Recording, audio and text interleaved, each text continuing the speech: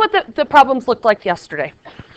Yesterday, I gave you a 0, but it was sort of in this kind of context. I said that like f of k equaled 0. I was really giving you an x-intercept. I was giving you a 0, so that meant you knew where to start.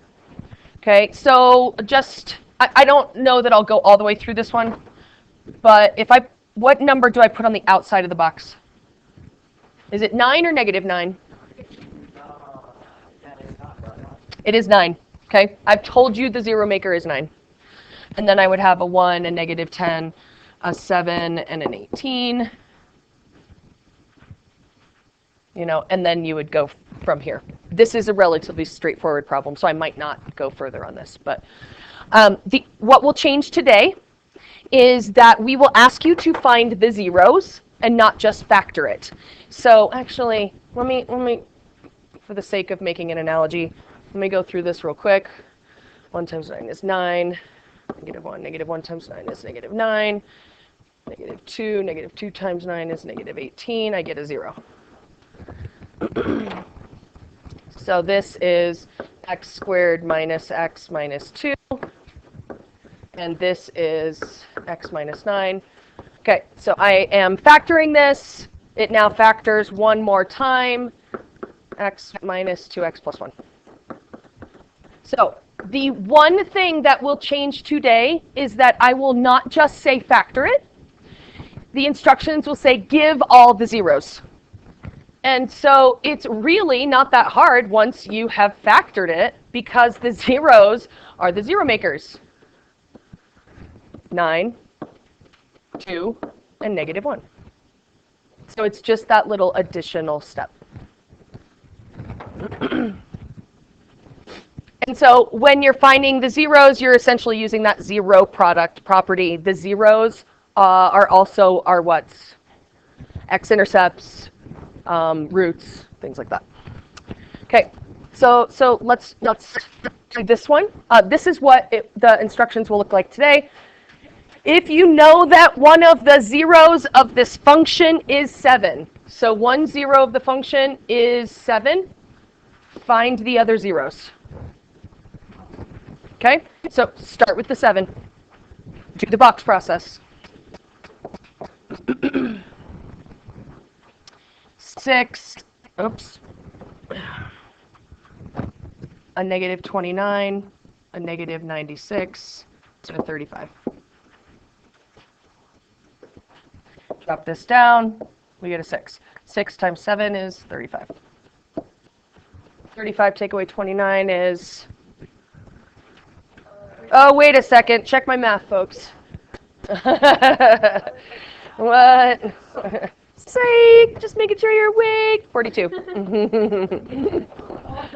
Woo! Okay. 42 take away 29 is 13. 13 times 7 is 70, 21, 91. Minus 96 is negative 5. Negative 5 times 7 is negative 35. Add them together. Woo! Yay! Okay. I knew it was a 0. That's what I expected to happen. This should look familiar. It's the problem that we just did on the calculator. Right. 6x squared plus 13x minus 5. This comes down, x minus 7. So your job is to factor this. Okay, I just showed you how you could use your calculator to do it. We also factored it by hand. It wasn't that hard. Today, if you go and you try to factor this and it doesn't factor, and you go and you use Poly and you get like super weird decimals, not like 2.5. 2.5 is a friendly decimal. But if you get like super weird decimals, that means you might have to do the quadratic formula on this. Are you serious? Oh, that would be like a page-long thing. It's not too bad. It's not too bad. So in order to find the zeros, I do need to factor this, but I do happen to know how this factors. 2x plus 5. 3x minus 1, right? We just did that on the calculator. X minus 7. So my zeros are 7, negative 5 halves, and 1/3.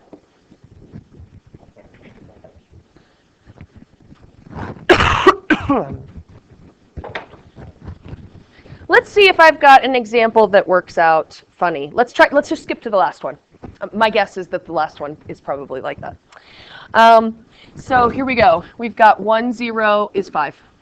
So we start with that.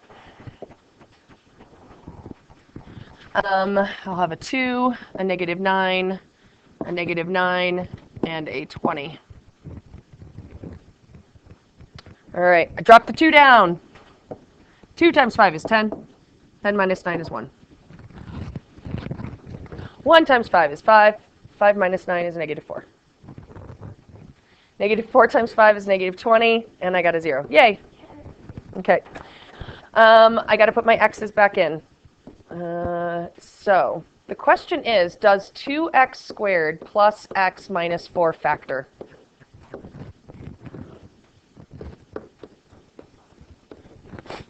Somebody plug that into Poly real quick.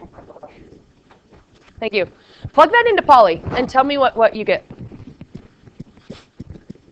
Somebody else try your factoring techniques and see if it works. Yeah. So try graphing it. Try graphing this. Okay? Oh, those are some weird numbers. Okay, so you just did Poly with this quadratic right here, and you got weird decimals. 1.186. 1.186, yeah, that's kind of weird. Okay, yeah, they're super weird decimals. And then the 5, you got the 5, which was great. Yeah, when you put the whole thing in, you got the 5. Okay, so this is an indication that I actually do need to use the quadratic formula on this. So let's do that to get our zeros. So when Poly gives irrational decimals,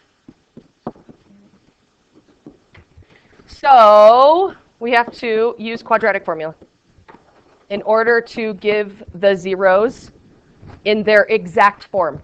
And so let's practice that. A is 2, B is 1, and C is -4. The last time we had to do quadratic formula on a quiz, yeah, and I would say that like there was a solid 30% of my students who didn't have the formula right. Yeah, let's make sure we know the formula. X is Over 2a, right? all over 2a. Your question about can you do it on the calculator? Well, yeah, Poly just did that, but it only gives you the decimal equivalents. It doesn't give you the exact. Yeah, you kind of need to be able to do the actual. And so that's going to look like this. My solutions will be -1 plus or minus the square root of 1 minus 4 times 2 times -4 all over 2 times 2. All right, so my answers are -1 plus or minus the square root of, this is a 1 plus a 32. No. Yeah. 4 times 4 is 16. 16 times 2, 32. 1 plus 32. All over 4. So x is -1 plus or minus the square root of 33 all over 4. And that doesn't break down, right, the 33. So this is 2 of your answers. The other 0 is the one that I gave you, which was x equals 5. So it's the plus or minus and then 5. Mm-hmm. Yep. So because of the plus or minus, that's why it's 2 possible answers. One of the answers is -1, add the radical, divide by 4. The other one's -1, subtract the radical, divide by 4. So it'd be fine if we just tried it like that. Yep. Absolutely. Absolutely. That is your 3 zeros. I think the majority of them factor. I think there's a couple where you have to do the quadratic formula, so do practice it. All right, so there you go. You should be able to do K.